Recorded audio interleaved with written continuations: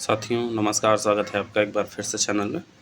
हम लोग practice set number 10 देखेंगे। ठीक है, ये 10वां टेस्ट है प्रैक्टिस का और जान ही रहे हैं पीसेस मंत्रा का है जो बुक के उसमें निकाला गया है 3.0 का। ठीक है, तो ये हमारा अंतिम टेस्ट रहेगा बुक से, जानते ही हैं 10 ही टेस्ट हैं। तो 9 टेस्ट हो गए हैं, नहीं देखा है तो आप देख लीजिए, बहुत महत्वपूर्ण सारे टेस्ट हैं। चलिए शुरुआत करते हैं आज के टेस्ट को। आज का हमारा पहला प्रश्न है, निम्नलिखित कथनों पर विचार कीजिए, फिर कूट से सही कथन का विकल्प चुनिए। ठीक है, पहला है वेद त्रयी में ऋग्वेद, यजुर्वेद एवं सामवेद शामिल किए जाते हैं, तभी इसको वेद त्रयी बोला जाता है। ऋग्वेद, यजुर्वेद और सामवेद शामिल किए जाते हैं, सही है। छांदोग्य उपनिषद का सबसे प्राचीन उपनिषद माना जाता है, सही है। अस्तोमा सद्गमय तमसोमा ज्योतिर्गमय श्लोक बृहदारण्यक उपनिषद से लिया गया है, ये भी सही है। तीनों सही है, तो ऑप्शन हमारा डी सही हो। ठीक है, आगे बढ़ते हैं। अगला है तेरापंथी किसका उपसंप्रदाय है? तो तेरापंथी है श्वेतांबर का उपसंप्रदाय। ठीक है, तेरापंथी श्वेतांबर जैन के तहत एक धार्मिक संप्रदाय है, इसकी स्थापना स्वामी भिक्कन जी ने की थी। ठीक है, तो ऑप्शन हमारा ए सही। अगला है किस ग्रंथ को तमिल साहित्य का बाइबिल एवं तमिल साहित्य का आधार ग्रंथ माना जाता है? तो वो एक ही है जिसको हम लोग कुरल कहते हैं। क्या कहते हैं? कुरल कहते हैं। कुरल को तमिल साहित्य का आधार ग्रंथ तथा इसकी गणना साहित्यिक त्रिवर्ग में की गई है। इसे तमिल साहित्य का बाइबिल एवं पंचम वेद भी माना जाता है। कुरल की रचना तिरुवल्लुवर ने की थी। ठीक है, तो ऑप्शन हमारा सी सही।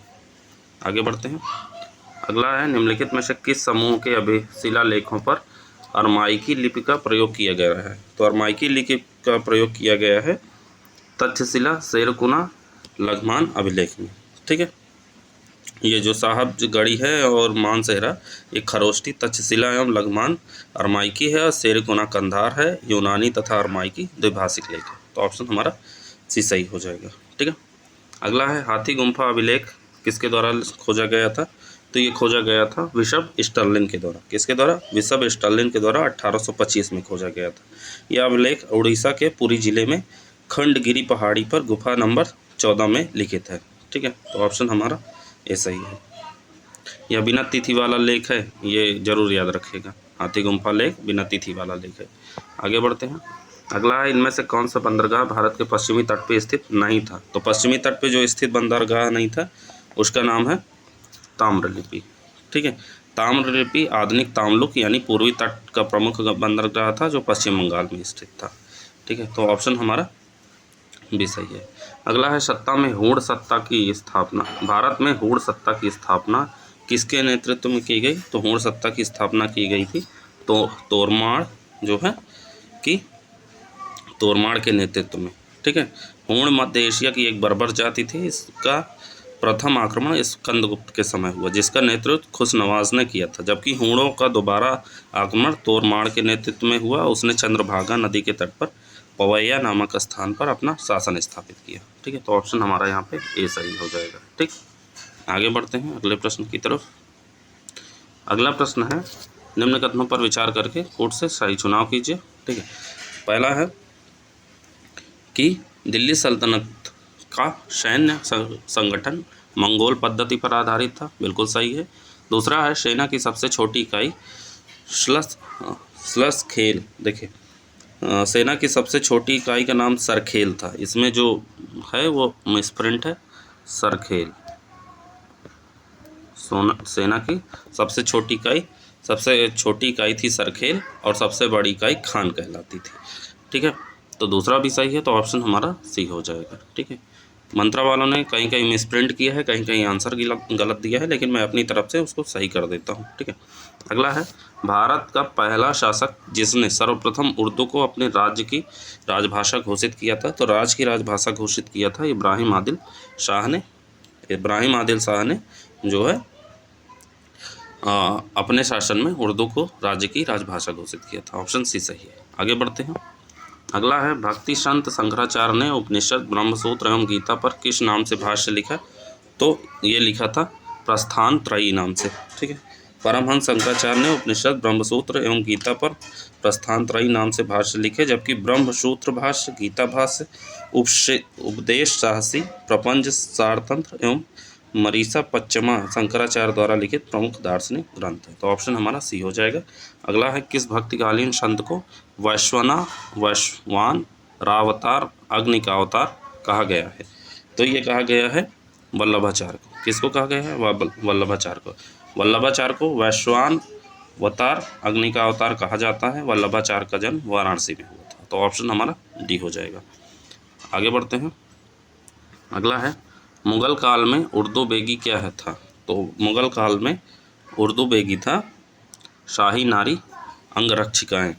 ठीक है, शाही परिवार की वरिष्ठ महिलाएं, राजकुमारियां और रानियों की सुरक्षा के लिए महल के अंदर नारी अंगरक्षिकाएं रखी जाती थी, जिनको उर्दू बेगी कहा जाता था। ठीक है, तो ऑप्शन हमारा ए सही है। अगला है, मुगल काल से संबंधित कथनों पर विचार करिए, सही कथन का चयन करिए। पहला है, शाही भोजनालय को मकतब कहा जाता था। ठीक है, जिसका प्रमुख अधिकारी मीर वकावल कहलाता था। सही है। मुगल काल में सिर्फ मुस्लिम राजा ही हरम रखते थे। गलत है, सिर्फ मुस्लिम राजा ही हरम नहीं रखते थे, बल्कि जो है अकबर के प्रिय मानसिंह कछवारा के बारे में जहाँ कहता है कि उनके हरम में 1500 पत्नियां रहती थी। मनुची ने लिखा कि तमिलनाडु के मंदिरों के शहर तंजौर के राजा 700 पत्नियों के लिए प्रसिद्ध थे। ठीक है, तो सिर्फ मुस्लिम राजा ढेर सारी महिलाएं नहीं रखते थे, बल्कि हिंदुओं शासकों के पास भी थी। ठीक है, तो ऑप्शन हमारा कौन सा हो जाएगा? ऑप्शन हमारा ए सही हो जाएगा। आगे बढ़ते हैं अगले प्रश्न की तरफ। अगला है, 1857 से पूर्व हुए विद्रोहों में से किन विद्रोहों ने ब्रिटिश साम्राज्य पर सर्वाधिक प्रभाव डाला? तो ये पूछा है 1857 से पूर्व जो भी विद्रोह हुए उनमें किन विद्रोहों ने ब्रिटिश साम्राज्य पर सर्वाधिक प्रभाव डाला? तो वो था नागरिक विद्रोह, आदिवासी, कृषक, सैनिक। ये सारे विद्रोह जो है ब्रिटिश साम्राज्य पर सर्वाधिक प्रभाव डाले। ठीक है, तो ऑप्शन हमारा यहाँ पे डी हो जाएगा। आगे बढ़ते हैं। अगला है, औपनिवेशिक शासनकाल के दौरान बनाए गए आयोग और उनसे संबंधित गलत युग्म की पहचान कीजिए। ठीक है, पहला है हर्षल समिति। हर्षल समिति टकसाल संबंधी थी। ठीक है, हर्षल समिति टकसाल संबंधी थी। फ्रेजर आयोग अकाल संबंधी नहीं थी, बल्कि जो है फ्रेजर 1902 से 1903 में लॉर्ड कर्जन के समय सर एंड्रू फ्रेजर की अध्यक्षता में पुलिस सुधारों के लिए एक पुलिस आयोग की स्थापना की गई थी। इसने पुलिस में अधिकारी स्तर पर भारतीयों की नियुक्ति की सिफारिश की थी। तो ये पुलिस आयोग के लिए बना था, ना कि अकाल संबंधी के लिए। विटले आयोग श्रमिक संबंधी था, ये सही है, ये सही है। और स्ट्रेची आयोग अकाल संबंधी था, जानते ही हैं। तो ऑप्शन हमारा बी सही नहीं है। आगे बढ़ते हैं अगले प्रश्न की तरफ। अगला प्रश्न है, निम्नलिखित में से भारत शासन अधिनियम 1919 के संबंध में सत्य कथन की पहचान कीजिए। ठीक है, पहला है, इस अधिनियम के तहत संपत्ति कर या शिक्षा के आधार पर सीमित संख्या में लोगों को मताधिकार प्रदान किया गया। सही है। केंद्रीय बजट को राज्यों के बजट से अलग कर दिया गया। सही है। भारत के लिए लंदन में एक उच्चायुक्त के पद का सृजन किया गया। यह भी सही है। तीनों सही हैं, तो ऑप्शन हमारा डी हो जाएगा। आगे बढ़ते हैं। अगला है, निम्नलिखित में से कौन सा सही सुमेलित नहीं है? सुमेलित नहीं है। पहला है, न्यू इंडिया एनी बेसेंट द्वारा। तहजीब उल अखलाक मोहम्मद अली जिन्ना द्वारा नहीं, बल्कि सर सैयद अहमद खान द्वारा। सर सैयद अहमद खान द्वारा उर्दू में भाषा में रची गई। ठीक है, उर्दू भाषा में। तो भी गलत है। जस्टिस जो है टी एम नायर द्वारा और सर्चलाइट सच्चिदानंद सिन्हा द्वारा। ठीक है, तो ऑप्शन हमारा यहाँ पे बी सही नहीं है। अगला है, निम्नलिखित कथनों में सत्य कथन की पहचान कीजिए। ठीक है, सत्य कथन देखना है। पहला है, ब्रिटिश नीतियों द्वारा आर्थिक मामलों ने राष्ट्रीय असंतोष को उग्र बनाया। सही है। व्यापार और रेल की प्रगति ने भारत को लाभ पहुंचाया। गलत है। क्यों? क्योंकि जो है कि कुछ आलोचकों का मानना है कि अंग्रेजों ने रेलवे का विकास अपने वाणिज्यिक हितों को पूरा करने के उद्देश्य से किया था, ना कि भारत को प्रगति के पथ पर अग्रसर करने के लिए। अर्थात व्यापार और रेल की प्रगति ने ब्रिटेन को लाभ पहुंचाया, ना कि भारत को। तो कौन सा ऑप्शन हो जाएगा? ऑप्शन ए सही है। ठीक, आगे बढ़ते हैं। अगला है, निम्नलिखित में से कौन सा कथन स्वदेशी आंदोलन की असफलता के कारणों में एक नहीं था? ठीक है, तो स्वदेशी आंदोलन असफल हो गया, उसके कारणों में एक नहीं था, कौन सा? पहला है कि 1908 तक अधिकांश नेता गिरफ्तार होने के कारण आंदोलन नेतृत्व विहीन हो गया, गलत है। 1907 के सूरत विभाजन से आंदोलन को भारी आघात पहुंचा, यह भी गलत है, ठीक है। ब्रिटिश सरकार द्वारा आंदोलनकारियों को चेतावनी देकर छोड़ दिया गया, ये सही है, ठीक है। तो ये पूछा कौन सा असत्य है, तो असत्य जो है हो जाएगा हमारा कारणों में नहीं था, तो ये हो जाएगा ये दोनों पहले और दूसरे, तो ऑप्शन हमारा ए सही है, ठीक। आगे बढ़ते हैं। निम्नलिखित में से किसे भारतीय राष्ट्रवाद के त्रिमूर्ति के रूप में जाना जाता है, तो भारतीय राष्ट्रवाद के त्रिमूर्ति के रूप में जाना जाता है लाल बाल पाल, लाल बहादुर लाला लाजपत राय, बाल गंगाधर तिलक और बिपिन चंद्र पाल को, ऑप्शन हमारा बी सही। अगला है किस स्वतंत्रता सेनानी को राष्ट्रीय वकील की उपाधि प्रदान की गई, तो राष्ट्रीय वकील की उपाधि प्रदान की गई CR दास को, किसको? CR दास को, यानी चित्तरंजन दास को 1908 के अलीपुर बम षड्यंत्र केस में शामिल अरविंद घोष को अपने बौद्धिक व तार्किक क्षमता का परिचय देते हुए बचाया था, तो ऑप्शन हमारा सी हो जाएगा। आगे बढ़ते हैं। अगला है निम्नलिखित को काल क्रमानुसार व्यवस्थित कीजिए। गांधी इरविन समझौता होता है आपका 5 मार्च 1931 को, कब? 5 मार्च 1931, ठीक। कराची में कांग्रेस का प्रस्ताव होता है 29 मार्च 1931, 29 मार्च 1931, ठीक। और फिर द्वितीय गोल में सम्मेलन होता है दिसंबर 1931, ठीक है, याद करते जाइएगा डेट को, 1931। और फिर सांप्रदायिक निर्णय होता है आपका 1932 में। तो कौन सा ऑप्शन सही हो जाएगा? इस प्रकार हमारा ऑप्शन ए सही हो जाएगा। सारे सीरियल से लिखे हैं 1 2 3 4। आगे बढ़ते हैं अगले प्रश्न की तरफ। अगला प्रश्न है सिस्टर निवेदिता किस गुप्त क्रांतिकारी की सदस्य थी? तो सिस्टर निवेदिता थी जो है आपके अनुशीलन समिति की, ऑप्शन ए सही है, केवल अनुशीलन समिति की, ठीक है। तो ऑप्शन ए सही है। आगे बढ़ते हैं। अगला है निम्नलिखित में से किस वर्ष हरिजन साप्ताहिक सर्वप्रथम प्रकाशित हुआ? तो सर्वप्रथम ये प्रकाशित हुआ था आपका 1933 में, ऑप्शन हमारा ए सही है। गांधी जी ने 1933 में अंग्रेजी में प्रकाशित साप्ताहिक यंग इंडिया को बदलकर हिंदी साप्ताहिक पत्रिका हरिजन कर दिया था, ठीक है। 1932 में गांधी ने अखिल भारतीय हरिजन संघ की स्थापना भी की थी, तो ये याद रखिएगा, ऑप्शन हमारा ए सही है। अगला है संग्राम कमेटी का गठन किससे संबंधित है? तो संग्राम कमेटी का गठन संबंधित है मुसलमानों को संगठित करने से, ऑप्शन ए सही है। आगे बढ़ते हैं। अगला प्रश्न है निम्न में से भारत का कौन सा राज्य अधिकतम राज्यों की सीमाओं को स्पर्श करता है? तो भारत का ऐसा कौन सा राज्य है जो अधिकतम सीमाओं को जो है स्पर्श करता है? तो वो है उत्तर प्रदेश। कितने राज्यों को? 8। कौन कौन से राज्य हैं? बिहार, झारखंड, छत्तीसगढ़, मध्य प्रदेश, राजस्थान, हिमाचल, हरियाणा और उत्तराखंड और केंद्र शासित प्रदेश दिल्ली, ऑप्शन सी सही। अगला है निम्नलिखित में से कौन सी जनजाति दीपावली को शोक के रूप में मनाती है? तो ये मनाती है थारू जनजाति, याद कर लीजिएगा, ऑप्शन बी सही है। आगे बढ़ते हैं। अगला है निम्न में से कौन सी जनजाति के लोग ऋतु प्रवास करते हैं? ऋतु प्रवास मतलब समझते हैं? हाइबरनेट, तो वो होते हैं भोटिया जनजाति। भोटिया जनजाति मुख्य रूप से सिक्किम में पाई जाती है। इस जनजाति के लोग ऋतु प्रवास करते हैं अर्थात मौसम के अनुसार अपना निवास बदलते रहते हैं। जैसे मान लीजिए होते नहीं है, कई पक्षी होते हैं, कई जानवर होते हैं, वो हाइबरनेट मतलब ऋतु प्रवास करते हैं। जैसे साइबेरियन पक्षी है, साइबेरिया छोड़ के आ जाते हैं उत्तर प्रदेश प्रयागराज में, ठीक है, वैसे ही ये भोटिया जनजाति के लोग भी हैं। अगला है गंगा नदी में निम्न में से किस स्थान पर बांग्लादेश में प्रवेश करती है? तो बांग्लादेश में गंगा नदी जो है आपका प्रवेश करती है फरक्का में। कहाँ पे? फरक्का में, ऑप्शन हमारा सी सही है। आगे बढ़ते हैं। अगला है निम्न नदियाँ और उनके उद्गम के संदर्भ में कौन सा युग्म सुमेलित नहीं? पहला है सोन निकलती है अमरकंटक से, सही है, सोन अमरकंटक से। दामोदर शिवालिक से नहीं, दामोदर निकलती है छोटा नागपुर पठार से, भी गलत है, शिवालिक नहीं छोटा नागपुर पठार से निकलती है, छोटा नागपुर पठार, ठीक है। छोटा नागपुर पठार से निकलती है। चंबल महू से निकलती है, सही है। गोमती कोलार झील से निकलती है, ये भी सही है, ठीक, याद कर लीजिएगा। अगला है निम्न में से कौन सी नदी यमुना की सहायक नदी नहीं है? तो यमुना की सहायक नदी नहीं है आपके सोन। क्यों? क्योंकि सोन नदी अमरकंटक पहाड़ी से निकलकर उत्तर की ओर प्रवाहित होती है और पटना के पास गंगा में मिल जाती है, ठीक है। तो ऑप्शन हमारा यहाँ पे बी हो जाएगा। आगे बढ़ते हैं।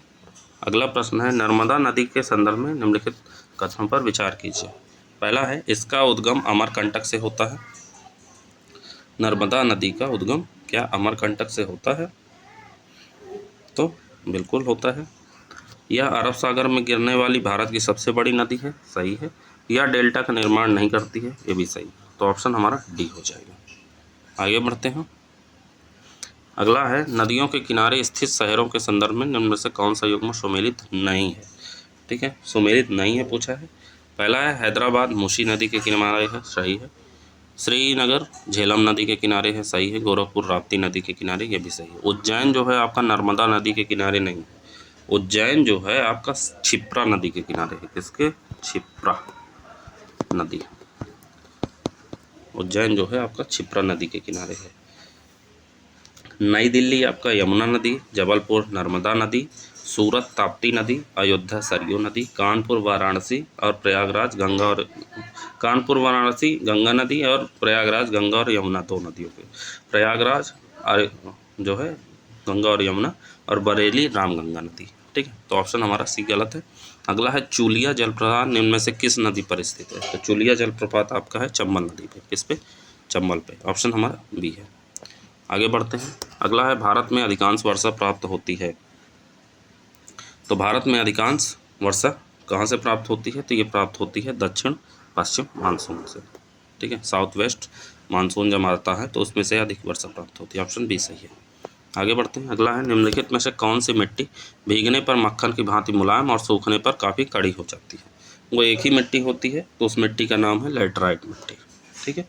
लैटराइट मिट्टी का निर्माण उष्णकटिबंधीय भारी वर्षा के कारण होने वाले तीव्र निक्षालन क्रिया के स्वरूप हुआ है। यह मिट्टी भीगने पर मक्खन की भांति मुलायम और सूखने पर एकदम कठोर और ढेलेदार हो जाती है। ऑप्शन हमारा सी है।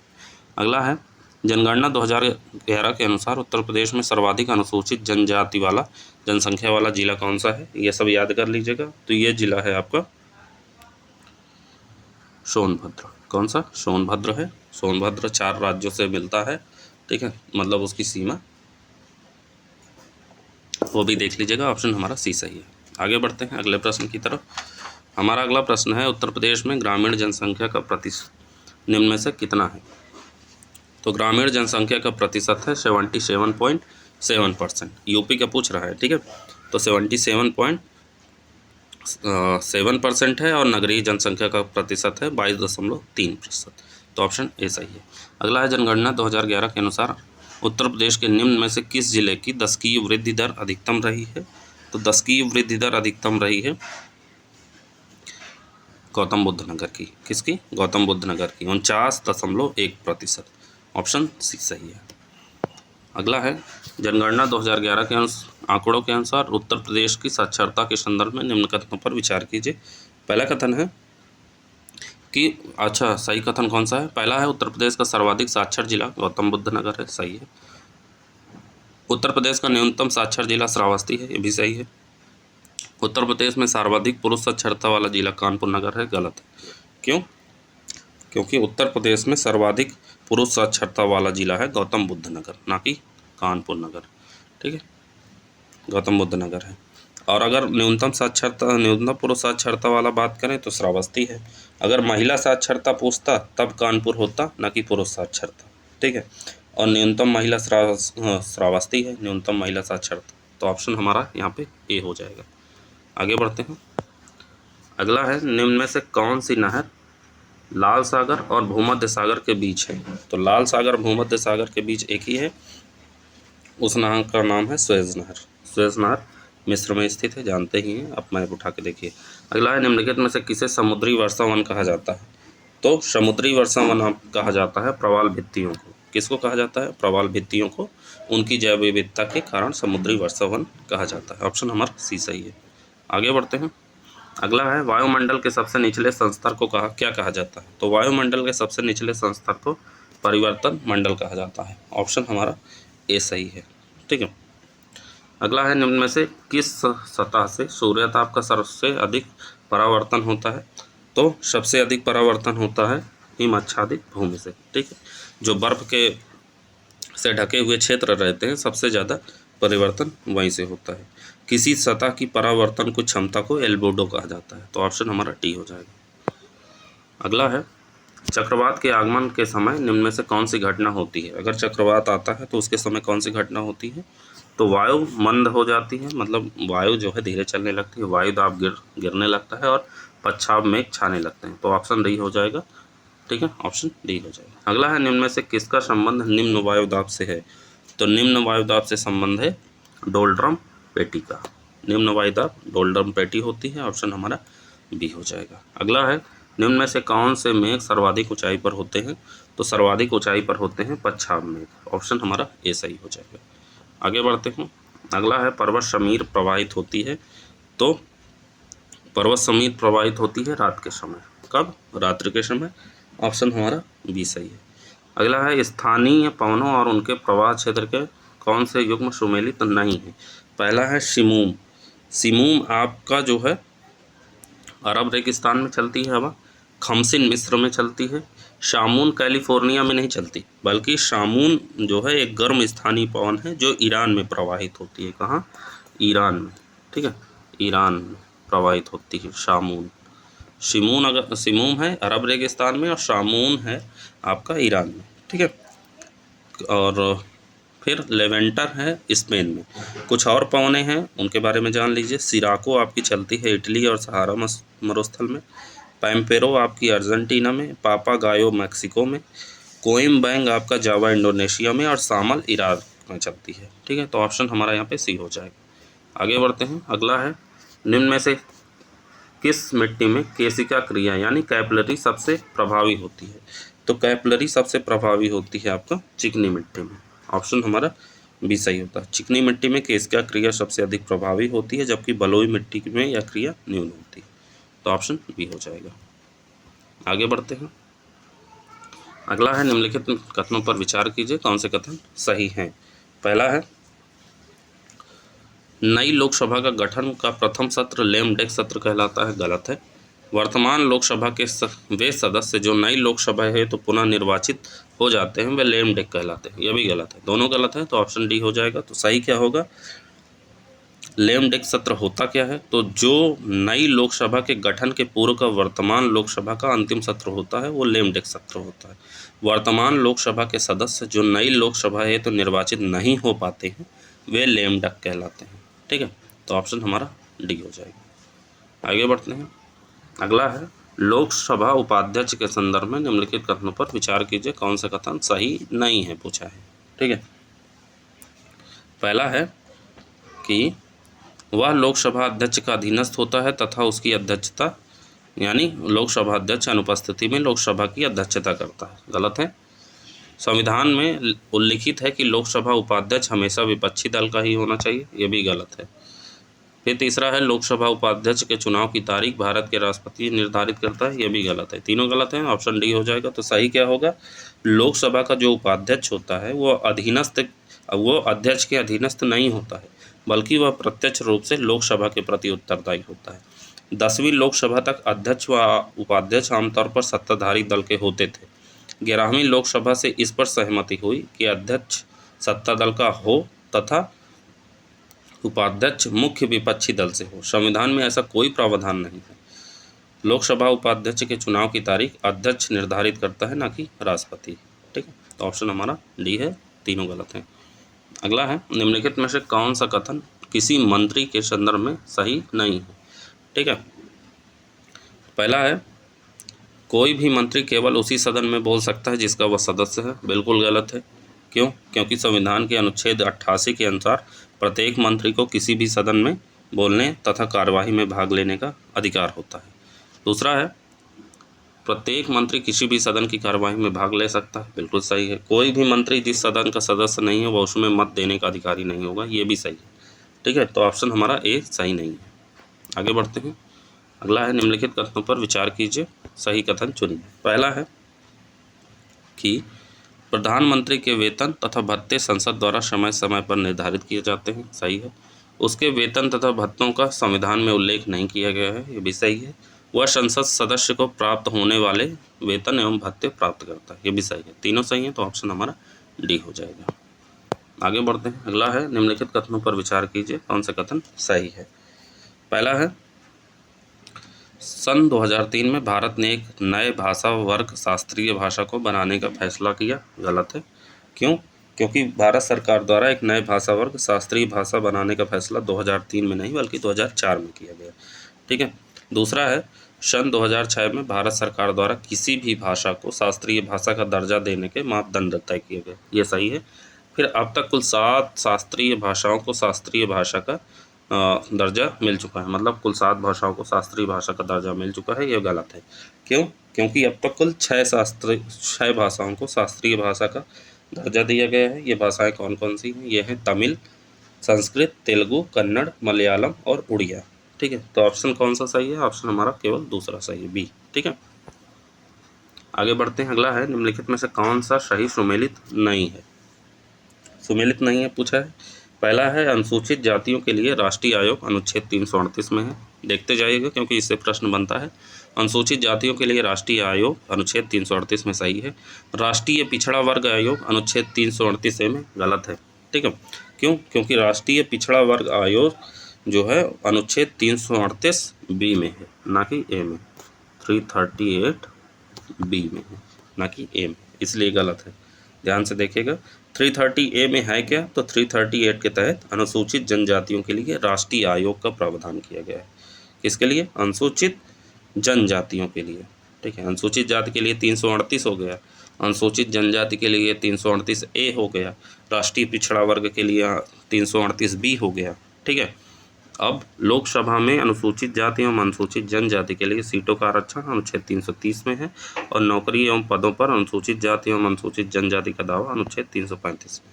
तो ऑप्शन हमारा बी सही नहीं है। आगे बढ़ते हैं। अगला है निम्नलिखित में से कौन सा युग्म सही सुमेलित नहीं है? सही सुमेलित नहीं है पूछा है। पहला है ताराकुंडे समिति 1974 में, सही है। दिनेश गोस्वामी समिति 1988 में नहीं बल्कि 1990 में। कब? 1990 में स्थापित हुई, बी हमारा गलत है। वोहरा समिति 1993 में, सही है। इंद्रजीत गुप्ता समिति 1998 में, सही है। तो हमारा बी ऑप्शन सही नहीं है। आगे बढ़ते हैं। अगला है क्षेत्रीय दलों से संबंधित निम्न कथनों पर विचार कीजिए, कौन से कथन सही है। पहला कथन हमारा कहता है कि क्षेत्रीय दल विशेष राज्य अथवा क्षेत्र में सक्रिय रहते हैं, सही है। भारतीय संघ के अंतर्गत राज्यों को की क्षेत्रीय स्वायत्तता बढ़ाने की इनकी राजनीतिक आकांक्षा होती है, यह भी सही है। प्राथमिक रूप से यह भाषा, जाति, समुदाय या क्षेत्र पर आधारित विभिन्न प्रकार की मांगों या आकांक्षाओं का पोषण करती है, यह भी सही है। तीनों सही है, तो ऑप्शन हमारा डी हो जाएगा। आगे बढ़ते हैं। अगला है निम्नलिखित में से कौन सा राजनीतिक दल उसके चुनाव चिन्ह के साथ सुमेलित नहीं है, ठीक है। तो चुनाव चिन्ह भी याद कर लीजिएगा, हो सकता है पूछ ले, क्योंकि पिछले वर्ष पूछा था एग्जाम में, ठीक है। तो राष्ट्रवादी कांग्रेस पार्टी का चुनाव चिन्ह है घड़ी, ये तो सही है। ऑल इंडिया तृणमूल कांग्रेस फूल एवं कमल नहीं है बल्कि फूल एवं घास है। जो यहाँ कमल है उसकी जगह घास हो जाएगा, ठीक है। कमल नहीं है बल्कि घास है, तो ऑप्शन बी हमारा गलत है। नेशनल पीपल पार्टी की पुस्तक है और बहुजन समाज पार्टी का हाथी है, ये जानते ही हैं, ठीक है। तो ऑप्शन हमारा यहाँ पे बी हो जाएगा। आगे बढ़ते हैं अगले प्रश्न की तरफ। अगला प्रश्न है निम्नलिखित सेवाओं में से कौन कौन सी सेवाएं भारतीय राज्य सेवाओं के अंतर्गत आती हैं?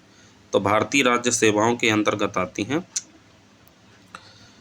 पशु चिकित्सा सेवा, न्यायिक सेवा और मत्स्य सेवा। ये तीनों जो है भारतीय राज्य सेवाओं के अंतर्गत आती हैं। भारतीय विदेश सेवा IFS, भारतीय राजस्व सेवा IRS और मौसम विज्ञान सेवा, ये तीनों जो है संघ राज्य सेवाओं के अंतर्गत आती हैं, ठीक है।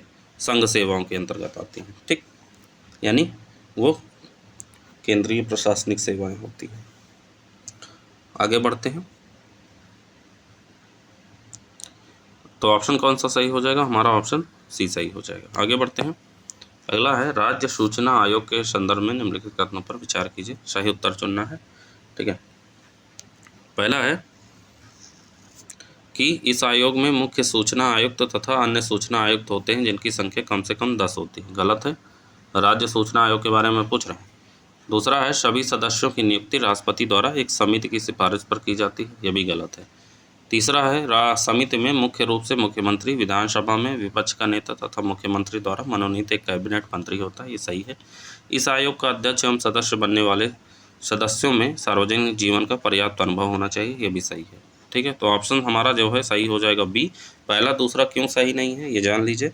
तो राज्य सूचना आयोग में एक मुख्य सूचना आयुक्त और अन्य सूचना आयुक्त होते हैं जिनकी संख्या किसी भी स्थिति में 10 से अधिक नहीं होनी चाहिए, कम से कम 10 नहीं। ठीक है, इसका आशय है कि संख्या 10 से कम भी हो सकती है। ठीक है, राज्य सूचना आयोग के सभी सदस्यों की नियुक्ति राज्यपाल द्वारा एक समिति की सिफारिश पर की जाती है, राष्ट्रपति द्वारा नहीं। ठीक है, तो जानी गए ऑप्शन बी सही है। आगे बढ़ते हैं। अगला है निम्नलिखित में से कौन सा सही सुमेलित नहीं है। ठीक है, पहला है केंद्रीय अन्वेषण ब्यूरो कार्मिक मंत्रालय के अंतर्गत कार्य करता है। भाषाई अल्पसंख्यकों के आयुक्त अल्पसंख्यक मामलों के मंत्रालय के अंतर्गत कार्य करता है। केंद्रीय समाज कल्याण बोर्ड महिला एवं बाल विकास मंत्रालय के अंतर्गत कार्य करता है। और केंद्रीय प्रशासनिक न्यायाधिकरण विधि एवं न्याय मंत्रालय के अंतर्गत नहीं बल्कि ये कार्य करता है कार्मिक मंत्रालय के तहत। ठीक है, किसके अंतर्गत? कार्मिक मंत्रालय के तहत, विधि एवं न्याय मंत्रालय के अधीन के नहीं कार्य करता है। ऑप्शन हमारा डी हो जाएगा। आगे बढ़ते हैं। अगला है राष्ट्रीय विकास परिषद की संरचना में कौन कौन से सदस्य शामिल होते हैं। तो इसमें शामिल होते हैं ये सारे सदस्य: भारत के प्रधानमंत्री, कैबिनेट, केंद्रीय कैबिनेट मंत्री, सभी राज्यों के मुख्यमंत्री, सभी संघीय क्षेत्रों के मुख्यमंत्री अथवा प्रशासक और नीति आयोग के सदस्य। ऑप्शन हमारा डी हो जाएगा। ठीक है, राष्ट्रीय विकास परिषद की संरचना में ये सारे शामिल होते हैं। ऑप्शन डी हो जाएगा। आगे बढ़ते हैं। अगला है निम्नलिखित में से कौन सा सही सुमेलित नहीं है। सही सुमेलित नहीं है ये पूछा है। पहला है संघ एवं राज्यों के लिए एक लोक सेवा आयोग, अनुच्छेद 315 सही है। लोक सेवा आयोग के कार्य अनुच्छेद 321 में नहीं है बल्कि लोक सेवा आयोग के कारणों का जो है वर्णन अनुच्छेद 320 में किया गया है। किसमें? 320 में। और अनुच्छेद 321 में लोक सेवा आयोगों के कार्यों के विस्तार करने की शक्ति जो है दी गई है। लोक सेवा आयोगों का खर्च 322 में है, सही है। और लोक सेवा आयोग के सदस्यों की नियुक्ति का कार्यकाल 316 में है, ये भी सही। ठीक है, तो ऑप्शन हमारा बी सही नहीं। आगे बढ़ते हैं। अगला है भारतीय संसद के संबंध में निम्नलिखित कथनों में कौन सही नहीं है। भारतीय संसद के बारे में पूछा जा रहा है। पहला है संविधान में एक संसदीय प्रणाली की सरकार का प्रावधान है, सही है। संसद का सर्वप्रमुख कार्य मंत्रिमंडल का प्रावधान करना है, सही है। मंत्रिमंडल की सदस्यता निम्न सदन तक सीमित है, गलत है। क्यों? क्योंकि मंत्रिमंडल की सदस्यता केवल निम्न सदन तक ही सीमित नहीं है बल्कि उच्च सदन अर्थात राज्यसभा के भी सदस्य मंत्रिमंडल के सदस्य बन सकते हैं। यहाँ तक कि 6 माह तक कोई भी व्यक्ति किसी भी सदन का सदस्य न होते हुए भी मंत्रिमंडल की सदस्यता ग्रहण कर सकता है, लेकिन शर्त यह है कि 6 माह पूरा होने से पहले उसे किसी एक सदन का सदस्य बनना होगा, अन्यथा वह मंत्रिमंडल का सदस्य नहीं रह जाएगा। ठीक है, तो सी हमारा गलत है। मंत्रिमंडल को लोकसभा में बहुमत का विश्वास प्राप्त रहना चाहिए, ये सही है। तो ऑप्शन हमारा सी गलत है। आगे बढ़ते हैं। अगला है भारतीय संविधान के राज्य के नीति निर्देशक तत्व से संबंधित तत्वों का विचार कीजिए, कौन सा कथन सही है। ठीक है, पहला है कि ये देश के शासन में मूलभूत महत्व के होते हैं, सही है। ये न्यायालयों द्वारा लागू नहीं कराए जा सकते, ये सही है। राज्य का कर्तव्य है कि विधि निर्माण में इनको सम्मान करें, ये भी सही है। तीनों सही है, तो ऑप्शन हमारा डी हो जाएगा। ठीक, कौन सा ऑप्शन? डी हो जाएगा। आगे बढ़ते हैं। अगला है निम्नलिखित कथनों पर विचार करें, कौन सा कथन सही है। ठीक है, पहला है कि भारत एक लोकतांत्रिक राजनीतिक व्यवस्था है, सही है। भारत एक प्रभुसत्ता संपन्न राज्य है, सही है। भारत एक लोकतांत्रिक समाज है, यह भी सही है।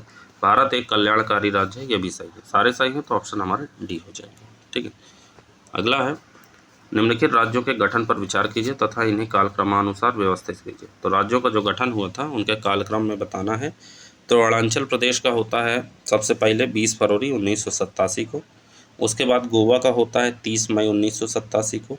उत्तराखंड का होता है 9 नवंबर 2000 को और झारखंड होता है अंत में 15 नवंबर 2000 को। ठीक है, तो इस प्रकार हमारा कौन सा ऑप्शन हो जाएगा? ऑप्शन हमारा डी हो जाएगा। ठीक है, सबसे पहले होगा अरुणाचल, फिर गोवा, फिर उत्तराखंड, फिर झारखंड। ठीक, तो ऑप्शन हमारा डी सही। आगे बढ़ते हैं। अगला है भारतीय संविधान के भाग 9A में निम्नलिखित क्षेत्र की स्थानीय स्वशासन की इकाइयों को संवैधानिक आदान प्रदान किया गया। तो किस तरह की है? तो ये है केवल नगरीय। ऑप्शन हमारा बी सही हो जाएगा। ठीक, आगे बढ़ते हैं। अगला है भारत का उपराष्ट्रपति। भारत के उपराष्ट्रपति के बारे में पूछा जा रहा है और पूछा है कौन सा कथन सही नहीं है। ठीक है, तो पहला है भारत का द्वितीय उच्चतम प्रतिष्ठित पदाधिकारी है, सही है। उसके पास अपने पद से जुड़ा कोई औपचारिक कार्य नहीं है, सही है। राष्ट्रपति की अनुपस्थिति में वह राष्ट्रपति के कार्य एवं दायित्व का निर्वहन कर सकता है, सही है। ठीक है, राष्ट्रपति के कार्य रूप में कार्य करने के दौरान वह राज्यसभा का सभापति बना रहता है, गलत है। वह राज्यसभा का सभापति बना नहीं रहता, तो ऑप्शन हमारा डी हो जाएगा। ठीक, आगे बढ़ते हैं। अगला है हाल ही में किस बनारसी उत्पाद को जीआई टैग प्रदान किया गया है? तो कौन सा बनारसी उत्पाद है? तो बनारस के 3 उत्पादों को जीआई टैग प्रदान किया गया है। बनारसी पान, आम की एक प्रजाति लंगड़ा और आम, ठीक है, और तथा रामनगर का भंटा, ये तीनों को दिया गया है, तो हमारा ऑप्शन डी हो जाएगा। बनारसी पान, लंगड़ा आम और रामनगर का भंटा, ऑप्शन डी हो जाएगा। आगे बढ़ते हैं। अगला है सुमेलित है। कौन सा सुमेलित है? तो एक ही सुमेलित है। पहला है भारत भारती सम्मान। भारत भारती सम्मान रमानाथ त्रिपाठी हैं। कौन है? रमानाथ त्रिपाठी, पहला गलत है। अटल बिहारी वाजपेयी साहित्य सम्मान हृदय नारायण दीक्षित है, सही है। अटल बिहारी वाजपेयी सम्मान साहित्य सम्मान हृदय नारायण दीक्षित, सही है। लोहिया साहित्य सम्मान डॉक्टर रमानाथ त्रिपाठी नहीं है, बल्कि कौन है? लोहिया साहित्य सम्मान बुद्धिनाथ मिश्र, ठीक है। और विश्व भारती पुरस्कार जो है प्रोफेसर हरिदत्त शर्मा, ठीक है। तो आगे पीछे लिखे हैं तो जो है सी डी ए हमारे गलत है, ऑप्शन बी सही है। आगे बढ़ते हैं। अगला है हाल ही में उत्तर प्रदेश सरकार यानी उच्च शिक्षा विभाग द्वारा किसे G20 सम्मेलन की ब्रांड एम्बेसडर चयनित किया गया है? तो ये चयनित किया गया है स्क्वाड्रन लीडर तुलिका रानी को। याद कर लीजिएगा, इंपॉर्टेंट है, पूछा जा सकता है। ऑप्शन हमारा सी सही है, ठीक है। अगला है हाल ही में किस राज्य सरकार द्वारा ग्लोबल सिटी अभियान शुरू किया गया है? तो ग्लोबल सिटी अभियान शुरू किया गया है उत्तर प्रदेश द्वारा। किसके द्वारा? यूपी द्वारा, ठीक है। ऑप्शन हमारा बी सही है, याद कर लीजिएगा, ऐसे ही पूछा जा सकता है। अगला है थोड़ा सा ब्लर है, देख लीजिएगा, मैं बता दे रहा हूँ। जनवरी 2023 में MPL द्वारा जारी की गई इंडिया मोबाइल गेम रिपोर्ट के अनुसार भारत में ऑनलाइन गेम खेलने के मामले में उत्तर प्रदेश का कौन सा स्थान है? तो उत्तर प्रदेश का स्थान है पहला, ठीक है, यहाँ भी पहला है, ठीक है।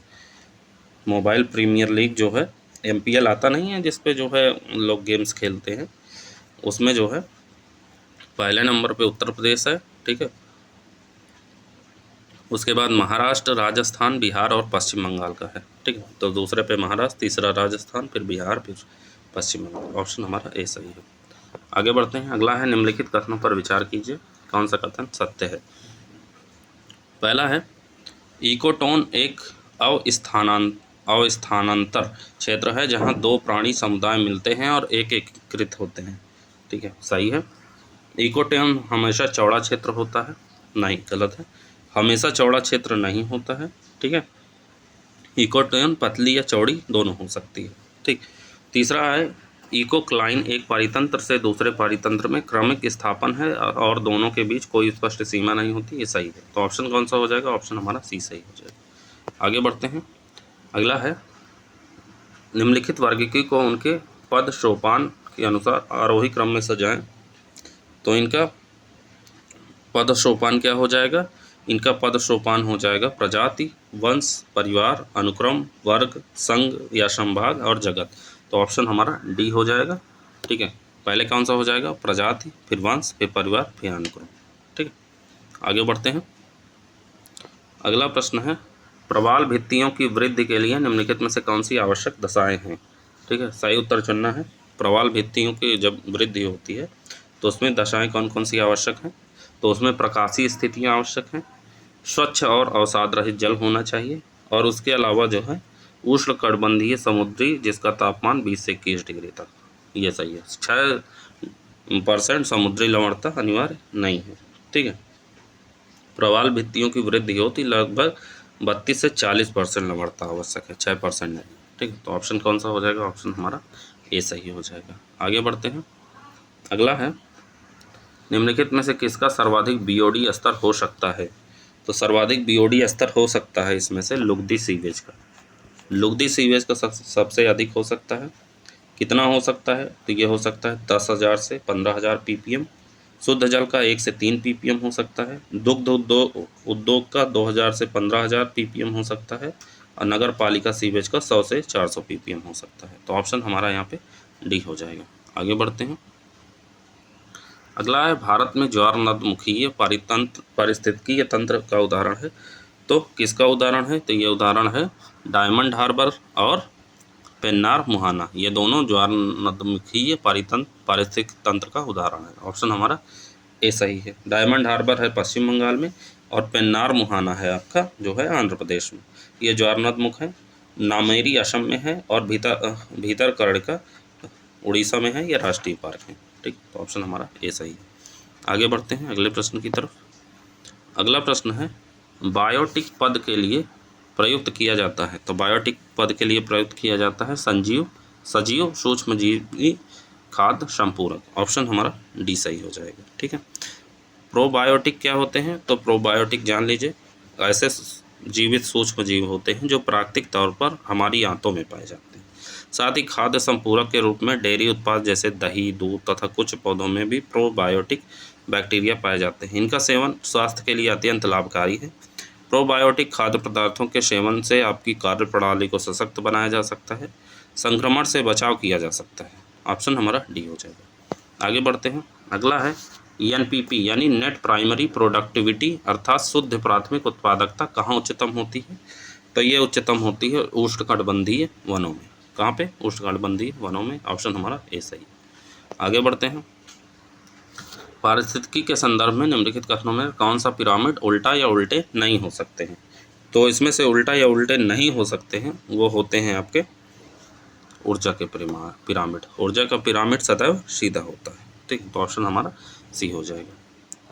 अगला है, धान की जल प्रभावित फसलों में नाइट्रोजन स्थिरीकरण करने वाला साइनोबैक्टीरिया है। तो साइनोबैक्टीरिया का नाम क्या है? उसका नाम है आलोसिरा और नास्टॉक। ठीक है। नास्टॉक और आलोसिरा साइनोबैक्टीरिया के द्वारा जल प्लावित धान के खेतों में नाइट्रोजन स्थिरीकरण किया जाता है। तो ऑप्शन हमारा कौन सा हो जाएगा? डी हो जाएगा। ठीक। आगे बढ़ते हैं। अगला प्रश्न है, निम्नलिखित में से कौन सा एक जीवाणुविक क्रिया द्वारा अपघटित नहीं होता है? तो जीवाणुविक क्रिया द्वारा अपघटित नहीं होता है, उसका नाम है प्लास्टिक पदार्थ। ठीक है।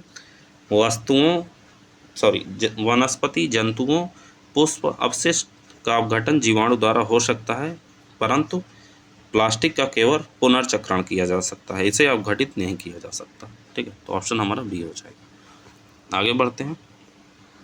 अगला है, निम्नलिखित में से कौन सा प्रदूषक अपने हानिकारक प्रभाव से सही सुमेलित नहीं है? ठीक है।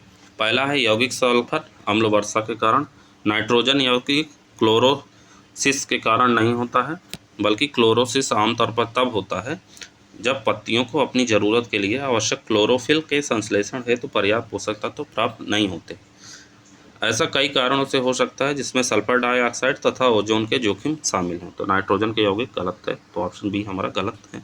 हाइड्रोकार्बन कैंसर के कारक, और एसपीएम कम दृश्यता के लिए। ठीक है। तो ऑप्शन हमारा बी सही नहीं है। आगे बढ़ते हैं।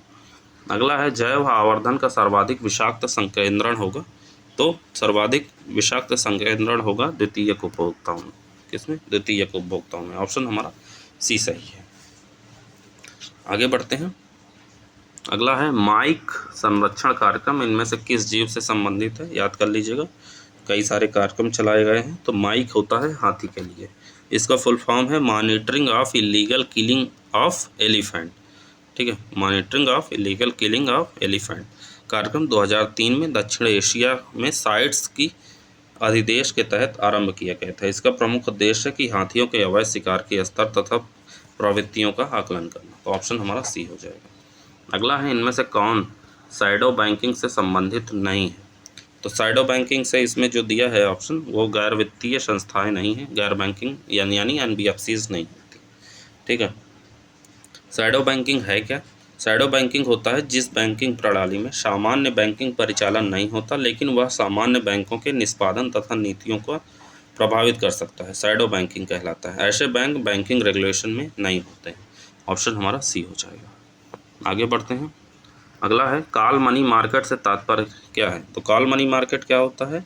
तो कॉल मनी मार्केट होता है एक दिन की अवधि के लिए बैंक की आंतरिक स्तर पर ऋण लेना और उधार देना, यानी जो है भारतीय मुद्रा में वह धन जो एक दिन के लिए उधार दिया जाता है कॉल मनी कहलाता है, जिसकी दरें बाजार द्वारा निर्धारित होती हैं। ऑप्शन ए सही है। अगला है, लाफर वक्र संबंध दर्शाता है किससे? तो ये संबंध दर्शाता है आपका कर दर और कर राजस्व के बीच। ऑप्शन हमारा बी सही है। आगे बढ़ते हैं। अगला है, निम्नलिखित में से क्या जीडीपी में शामिल नहीं होगा? तो जीडीपी में किसे शामिल नहीं करते हैं? तो जीडीपी में शामिल नहीं करते हैं मध्यवर्ती वस्तुओं को और उपयोग किए गए वस्तुओं का विक्रय को। ठीक है, तो ऑप्शन हमारा सी सही है। ठीक, अगला प्रश्न है, वह स्थिति जब राजकोषीय नीति के कारण ब्याज दर में बढ़ोतरी होती है तथा निजी व्यय और निवेश का पतन होता है कहलाता है। तो उसको क्या कहा जाता है? तो उसको कहा जाता है क्राउडिंग आउट। क्राउडिंग आउट की स्थिति में आय में वृद्धि तो होती है, परंतु ब्याज दरों में वृद्धि विस्तार को कम कर देती है। तो ऑप्शन हमारा सही हो जाएगा बी। ठीक, ऑप्शन बी सही हो जाएगा। आगे बढ़ते हैं। अगला प्रश्न है, इनमें से कौन भुगतान संतुलन के चालू खाते का अंग नहीं है?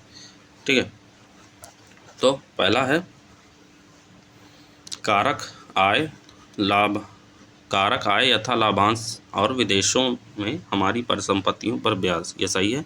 गैर कारक आय यथा बीमा और शिपिंग, ये सही है। NRI द्वारा प्रेषित धन, ये भी सही है। FII और FDI नहीं होती है। ठीक है, FII और FDI पूंजी खाते के अंतर्गत आते हैं, ना कि भुगतान संतुलन चालू खाते के अंतर्गत। ठीक, तो ऑप्शन हमारा डी हो जाएगा। अगला है, मौद्रिक नीति समिति के गठन के लिए सिफारिश की थी, तो इसके की थी उर्जित पटेल ने। उर्जित पटेल समिति ने मॉनेटरी पॉलिसी कमेटी के गठन की सिफारिश की थी, याद रखिएगा। ऑप्शन ए सही है। आगे बढ़ते हैं। अगला है, इनमें से कौन सा कथन सत्य है? पहला है कि अस्फीति से निपटने के लिए RBI को महंगी मौद्रिक नीति अपनानी चाहिए, गलत है। क्यों? क्योंकि अस्फीति की स्थिति में मुद्रा में बढ़ोतरी की आवश्यकता होती है, अतः RBI सस्ती मौद्रिक नीति अपनाएगी, इसलिए वह रेपो दर में कटौती करेगी। दूसरा है, अस्फीति से निपटने के लिए RBI को रेपो दर में कमी करनी चाहिए, तो दूसरा सही है। तो ऑप्शन हमारा बी सही हो जाएगा। आगे बढ़ते हैं। अगला है, यदि किसी वस्तु की अधिक मात्रा प्राप्त करने के लिए दूसरी वस्तु की कुछ मात्रा को छोड़ना पड़े तो ये कहलाता है, तो इसे कहा जाता है आर्थिक और अवसर लागत दोनों, यानी अवसर लागत बराबर सबसे आकर्षक विकल्प की वापसी माइनस चुने गए विकल्प की वापसी। ठीक है, तो ऑप्शन हमारा डी सही है। आगे बढ़ते हैं। अगला है, निम्नलिखित में से कौन सा एक असमानता घटाने का उपाय नहीं है? तो असमानता घटाने का उपाय इसमें से नहीं है अर्थव्यवस्था का उदारीकरण। ऑप्शन हमारा बी सही है। अर्थव्यवस्था में व्याप्त असमानता घटाने के लिए अर्थव्यवस्था को उदारीकरण बनाने की आवश्यकता नहीं होती है। अर्थव्यवस्था का उदारीकरण अर्थव्यवस्था में विदेशी मुद्रा की आपूर्ति तो बढ़ाता है, किंतु अर्थव्यवस्था में व्याप्त असमानता को दूर नहीं करता। तो ऑप्शन हमारा बी हो जाएगा। आगे बढ़ते हैं। अगला है, निम्नलिखित से कौन सी आर्थिक गतिविधि अर्थव्यवस्था के तृतीय क्षेत्र या सेवा क्षेत्र में शामिल नहीं की जाती है? तो इसमें से जो शामिल नहीं की जाती वो है गैस जल एवं विद्युत आपूर्ति। Option B. क्यों? क्योंकि जो है ये द्वितीय क्षेत्र में संबंधित है, ना कि तृतीय। बाकी जो है ऑप्शन जो दिए गए हैं वो तीसरे यानी टर्शियरी सेक्टर से संबंधित है। ऑप्शन बी हो जाएगा। आगे बढ़ते हैं। अगला प्रश्न है, ट्राइफेड है, बहुत बार पूछा गया है। तो ट्राइफेड किससे संबंधित है? तो यह है जनजातीय सहकारी वितरण से। किससे? जनजातीय सहकारी वितरण से। इसकी स्थापना 1987 में हुई। ठीक है, ये भी याद रखिएगा। ऑप्शन हमारा सी सही। अगला है, खारे पानी को शुद्ध पानी में परिवर्तित करने की प्रक्रिया को क्या कहते हैं? तो उसको कहा जाता है उत्तम परासरण। क्या कहा जाता है? उत्क्रम परासरण कहा जाता है। ऑप्शन हमारा सी सही है।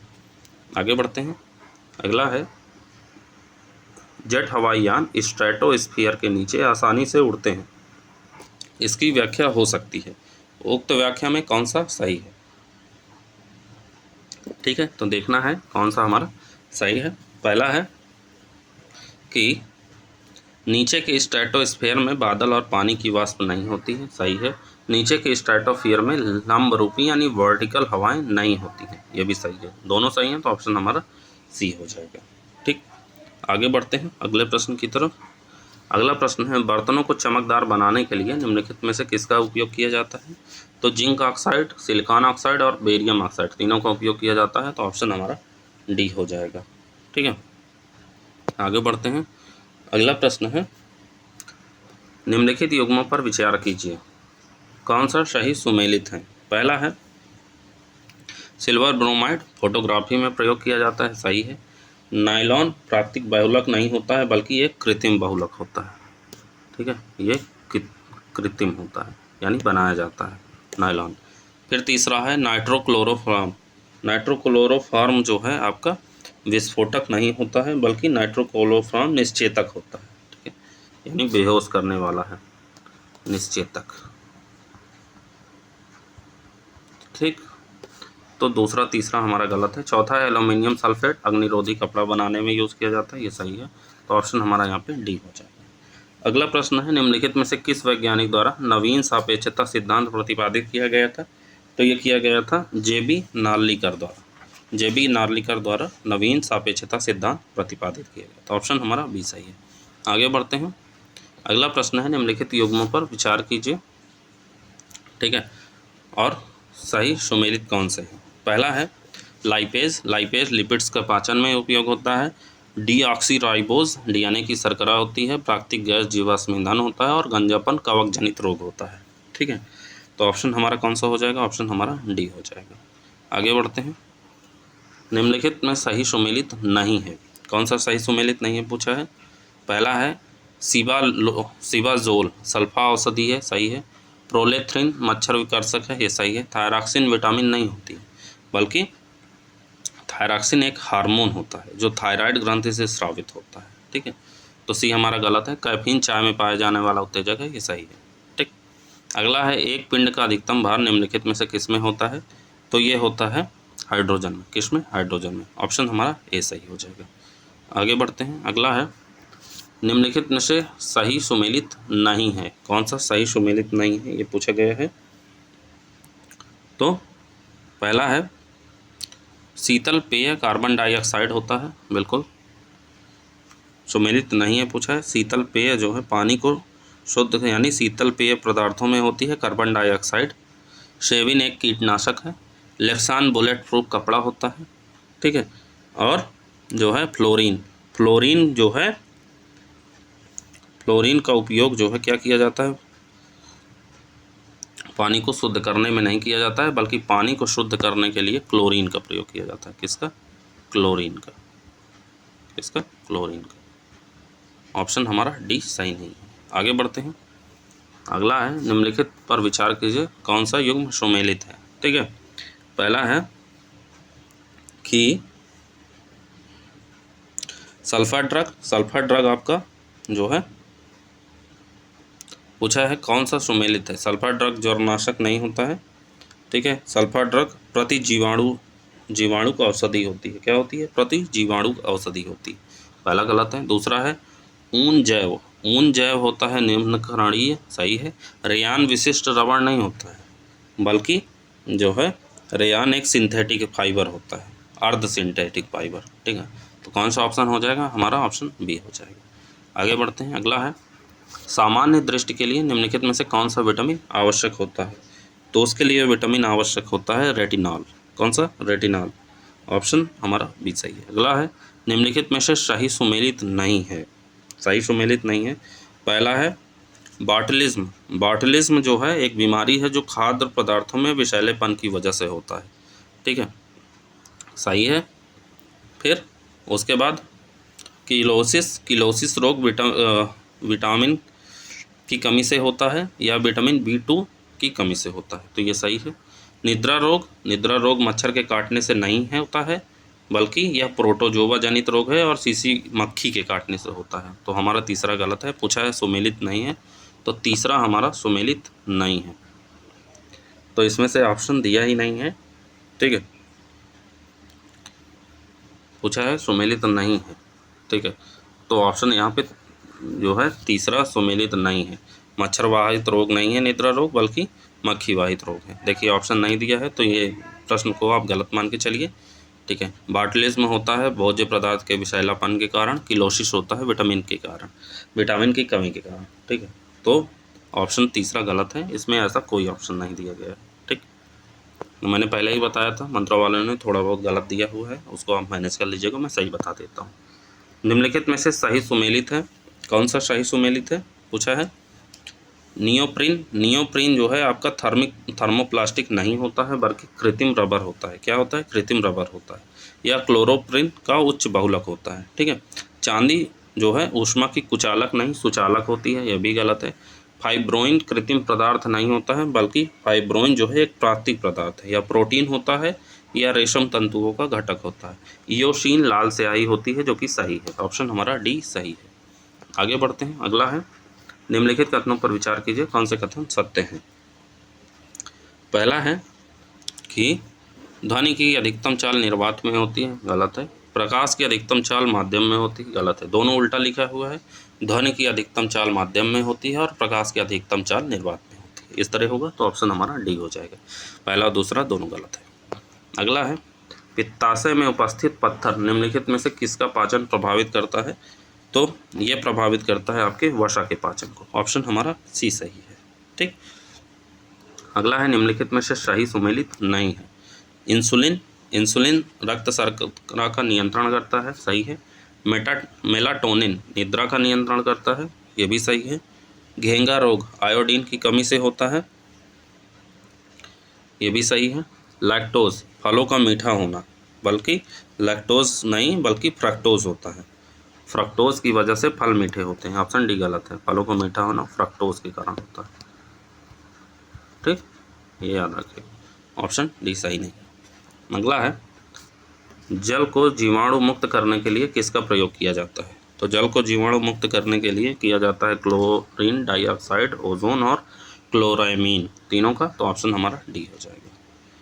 आगे बढ़ते हैं, अगला है निम्नलिखित पर विचार कीजिए, कौन से तत्व जो है दांतों और अस्थियों के निर्माण एवं मजबूती के लिए आवश्यक होते हैं, ठीक है, ये पूछा है। तो ऐसे कौन से तत्व हैं? तो इसमें से ये जो तत्व हैं, कैल्शियम होता है, उसके बाद होता है फ्लोरीन प्लस कैल्शियम, 2 बार कैल्शियम दिया है, तो ऑप्शन हमारा यहाँ पे बी हो जाएगा, ठीक है। इन लोगों ने थोड़ा थोड़ा तो मिस प्रिंट किया ही है। कैल्शियम, फास्फोरस और क्लोरीन जो है एक जगह फास्फोरस होना चाहिए, एक जगह फ्लोरीन होना चाहिए, तो जो लास्ट में है वहाँ पे फास्फोरस हो जाएगा, ठीक है। उसकी अस्थि एवं दांत के निर्माण में सहायक होता है, इसकी कमी से अस्थि एवं दांत की बीमारी हो जाती है, ठीक है।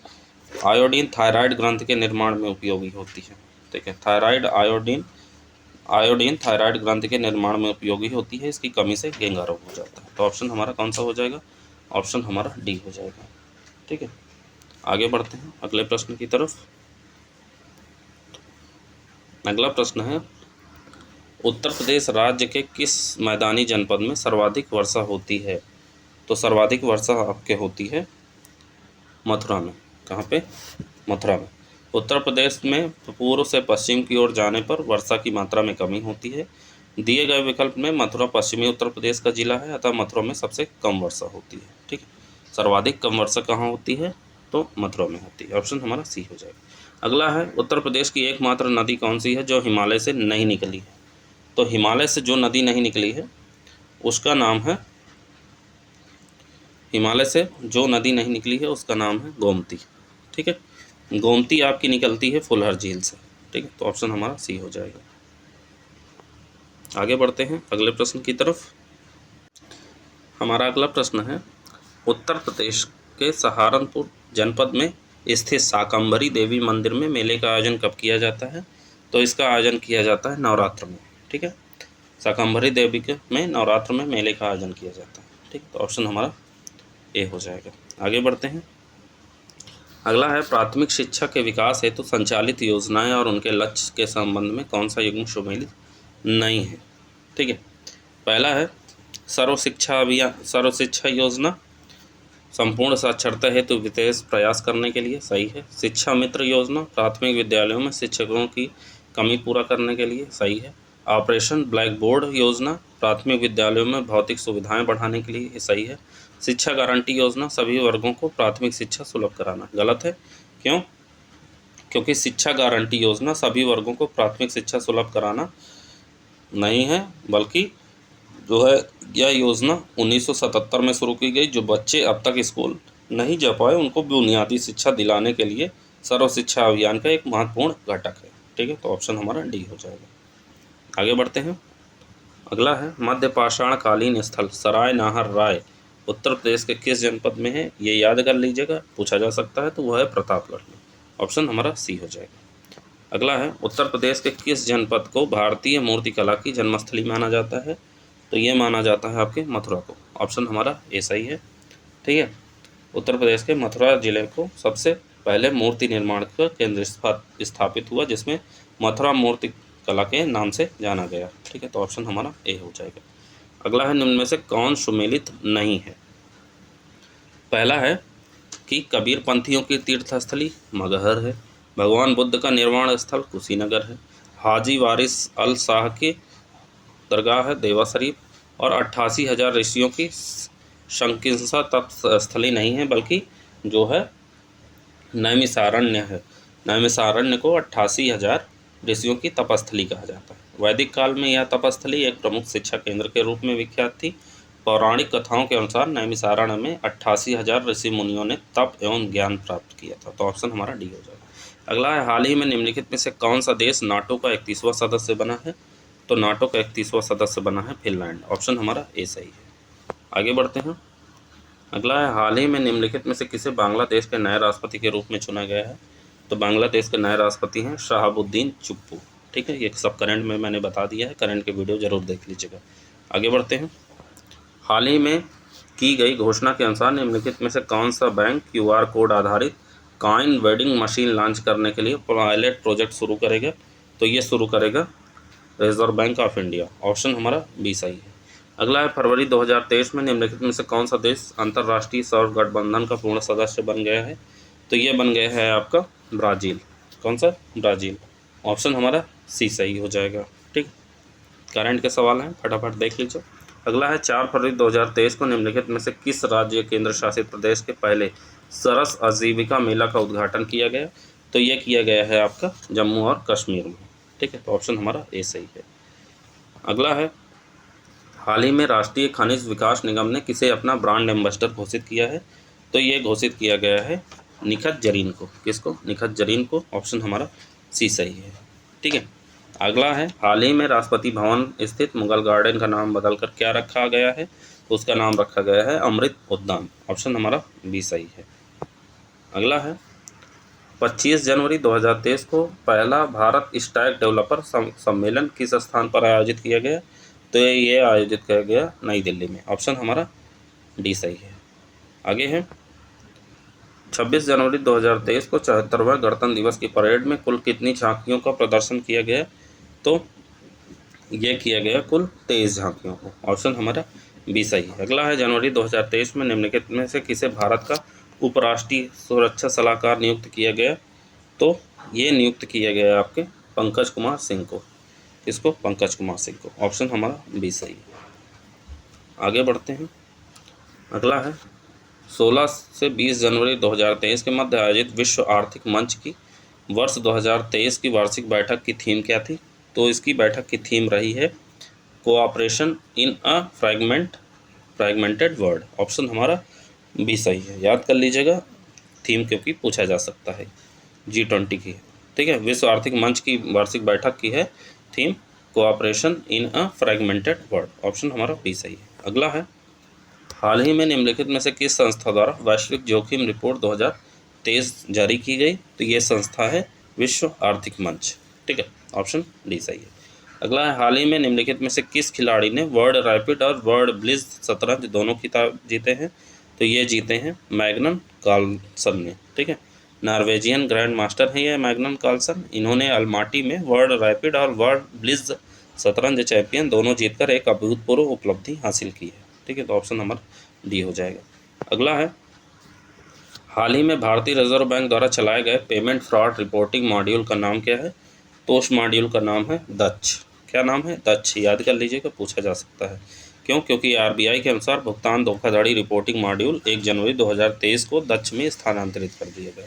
ऑप्शन ए सही है। अगला है, दिसंबर 2022 में इंटरनेशनल स्पेस रजिस्ट्री ने निम्नलिखित में से किसके नाम पर एक तारे का नामकरण किया है?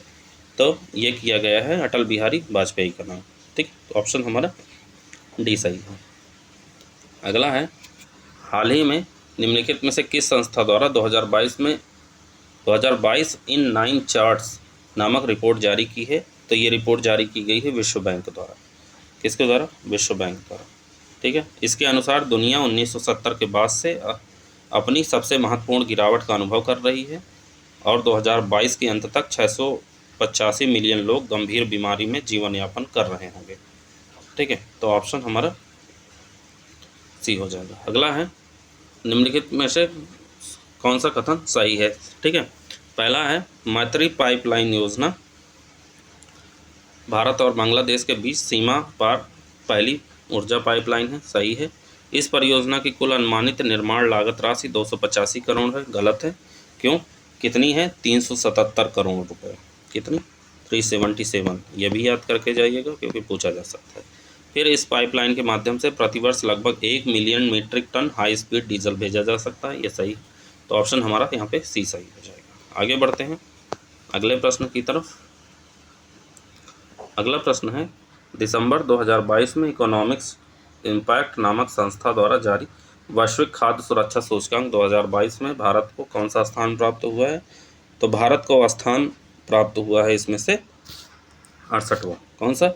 68वां। दिसंबर 2022 में लंदन स्थित इकोनॉमिस्ट इम्पैक्ट नामक संस्था द्वारा वैश्विक खाद्य सुरक्षा सूचकांक 2022 का 11वां संस्करण जारी किया गया।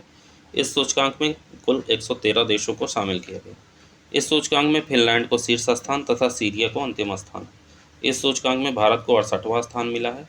वर्ष 2021 में इस सूचकांक में भारत का 71वां स्थान था, ठीक है। ऑप्शन हमारा सी है। अगला है, मार्च 2023 में के बिरला फाउंडेशन द्वारा निम्नलिखित में से किसे 32वें व्यास सम्मान 2022 प्रदान किए जाने की घोषणा की गई है? तो ये दिया जाएगा डॉक्टर ज्ञान चतुर्वेदी को। ऑप्शन हमारा सी हो जाएगा।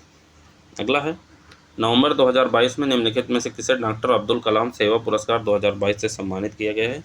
तो ये सम्मानित किया गया है रवि कुमार सागर को। ऑप्शन हमारा ए सही है। अगला है, हाल ही में निम्नलिखित में से किसे 32वें जीडी बिरला पुरस्कार 2022 से सम्मानित किया गया है? तो ये सम्मानित किया गया है आपको नीलेश बी मेहता को। ये के बिरला फाउंडेशन द्वारा और ये जीडी बिरला पुरस्कार है नीलेश बी मेहता द्वारा। ऑप्शन हमारा बी सही है। आगे बढ़ते हैं। अगला है, 23 दिसंबर 2022 को Indian metals public charitable trust द्वारा स्थापित 30वां एकलव्य पुरस्कार 2022 में किसे प्रदान किया गया है? तो ये प्रदान किया गया है स्वाति सिंह को, ठीक है। 23 दिसंबर 2022 को Indian metals public charitable trust द्वारा स्थापित 30वां एकलव्य पुरस्कार 2022 साइक्लिस्ट स्वाति सिंह को प्रदान किया गया। ऑप्शन हमारा ए सही है। अगला है, 3 से 5 मार्च 2023 के मध्य निम्नलिखित में से किस स्थान पर 7वें अंतर्राष्ट्रीय धम्म सम्मेलन 2023 का आयोजन किया गया? तो इसका आयोजन किया गया था भोपाल मध्य प्रदेश में। ऑप्शन हमारा बी सही है, ठीक है। इसका उद्घाटन भारत की राष्ट्रपति द्रौपदी मुर्मू ने किया था। वर्ष 2023 के लिए इस सम्मेलन की theme eastern humanism for the new era थी, ठीक है। तो ऑप्शन हमारा बी हो जाएगा। आगे बढ़ते हैं। अगला है, 29 सितंबर से 1 अक्टूबर 2023 तक निम्नलिखित में से किस स्थान पर चौथे विश्व सांस्कृतिक महोत्सव 2023 का आयोजन किया जाएगा? तो ये आयोजन किया जाएगा वाशिंगटन DC USA का, ठीक है। तो ऑप्शन हमारा बी सही है। आज का हमारा अंतिम प्रश्न है, फरवरी 2023 में महिला 20 की पहली बैठक का आयोजन निम्नलिखित में से किस स्थान पर किया गया है? तो इसका किया गया है औरंगाबाद में, ठीक है। 27 से 28 फरवरी 2023 के मध्य भारत की G20 की अध्यक्षता के तहत महिला 20 की पहली बैठक का आयोजन औरंगाबाद में किया गया। महिला 20 समूह G20 के प्रत्येक गैर सरकारी भागीदारों को मिलाकर बनाया गया एक आधिकारिक कार्य समूह है। इसका प्राथमिक उद्देश्य लैंगिक विचारों को G20 चर्चाओं में शामिल किए जाने को सुनिश्चित करना है। तो ऑप्शन हमारा ए सही हो गया। तो ये रहे आज के हमारे जो है 150 प्रश्न। ये टेस्ट पूरे हो गए हैं 10 सीरीज़ का, ठीक है। सारे टेस्ट को कम से कम 2 बार ज़रूर देख लीजिएगा, ठीक है। सारे प्रश्न याद हो जाएंगे।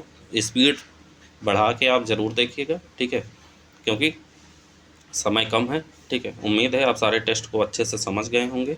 पसंद आए हैं तो लाइक करिए, चैनल पे नए हैं तो सब्सक्राइब करिए। मिलते हैं अगले वीडियो में, तब तक के लिए जय हिंद, जय Bharat. Thank you so much.